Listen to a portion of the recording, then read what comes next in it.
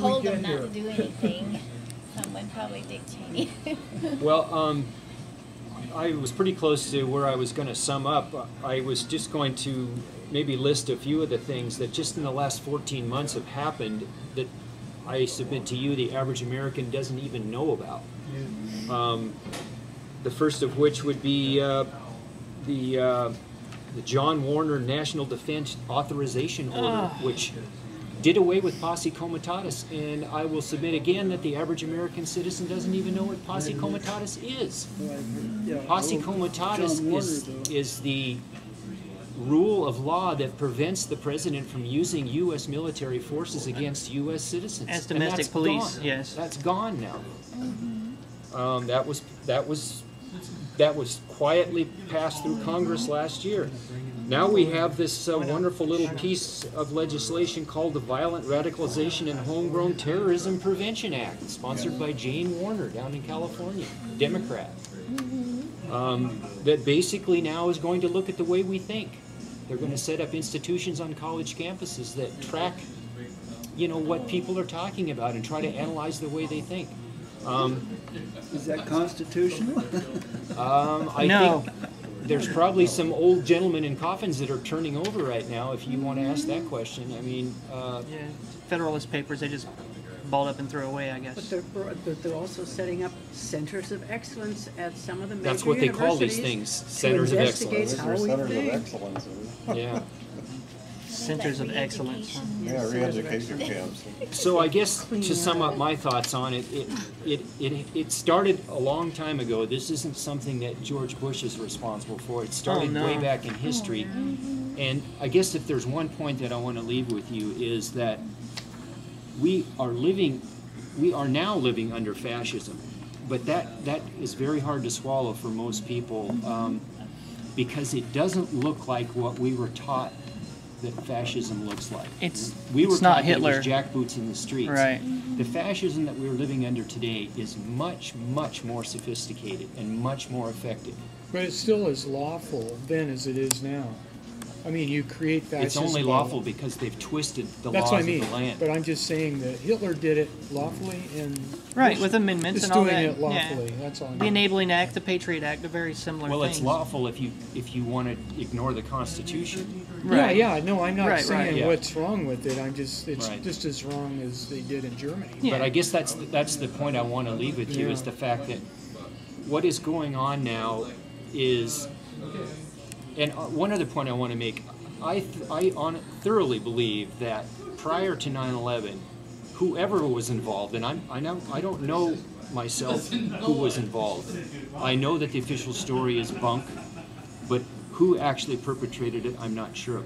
But I am reasonably certain that whoever was planning this, whoever conspired, had expert psychologists as advisors, and they were able to predict the reaction of the American people before this ever happened. And they got exactly what they wanted. They got belligerent nationalism. How dare they do this on American soil? And once you have that, if you study Goebbels or any of those people, that's the perfect entry for instituting all kinds of atrocities, because people they're out of their minds, they're living in fear, they're living in outrage, and so I think the psychological aspect of this doesn't get talked about enough, and it goes hand in hand with all the physical evidence. And I really think that to study it and to get a handle on it for yourself is going to do nothing but make you more effective when you're out on the street or in your office or at your work, when you have to talk to people that are going to present you with this denial that we all know, we've all experienced, and thank you for the analogy about alcoholism. That's one that hadn't occurred to me. It's so perfect. Could I read couple of things from McMurtry? Yeah. The supreme crime, John McMurtry is professor of theology in Gulf University in Canada. And this article that appears that I'm going to read from is from 9/11 and American Empire, Intellectuals Speak Out. And I find it one of the most compelling that I've read lately. I just, reread it. The supreme crime, which accumulates within itself the evil of the whole, remained unmentioned, as blocked out as the cause of 9/11, which set the supreme crime in motion. Deeper than the presidential cabal's operations lay a ruling meta-program of belief across the ruler-rule division. Let us call it the ruling group mind. Its thrall is strange to theory because it is housed within classes, countries, and cultures, a silent regime of collective thought system that is not rooted in locale, practice, or productive prestige.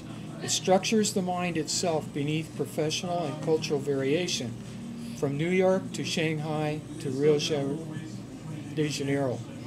Yet not even psychiatry penetrates its meaning because it cannot speak from a couch. The meaning of the ruling group mind cannot be elicited from any individual. Marx reified the group mind's regulating principles as economic laws of motion, but these cannot explain why people both identify with and reject them. So I'm going to turn over to what I think is a concluding part of what he's trying to say. The problem of the collectively unthinkable runs deep into the psyche. I can't believe, quote unquote, is a sign pointing back to the mind block behind it. These on and off switches of the regulating meta program of belief are by no means confined to the corporate elite or those benefiting from the war regime.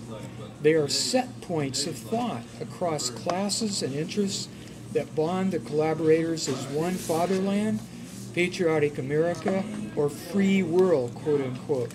They organize perception itself to conform and to screen out all that does not. Once these set points of consciousness are fixed by dividing lines of war, a fateful consequence follows. Feelings and awareness are disconnected from facts, and relations that conflict with the regulating assumptions of popular identity. In response to the extreme pressures of forcing reality to conform to manufactured delusions, the group and its members become increasingly submerged within a preconscious field of hysteria, denials, and projections. That's the other thing. It's not only a denial, but it's a projection of what's here that's going out there. In the case of 9/11 and the 9/11 wars, 2 war criminal invasions and other societies and police state laws across the world were supported or acquiesced in by the broad U.S. public with no questions arising in Congress or the press except about the costs to the U.S. invader. The ruling group mind is led by corporate America harnessed to the U.S. military juggernaut and a bottomless consumer maw that only desires more. This is the underside of our freedom. All its creatures serve one transnational regime, the globalizing corporate system that occupies within and without, with no limit of growth or concern. In other words, it's totally boundaryless. I just thought that's so provoking. Okay, I'm just going to make a common sense observation here. The North and South Towers were both 110 stories each. Where's all the concrete? All I see is piles and piles of steel all over the ground.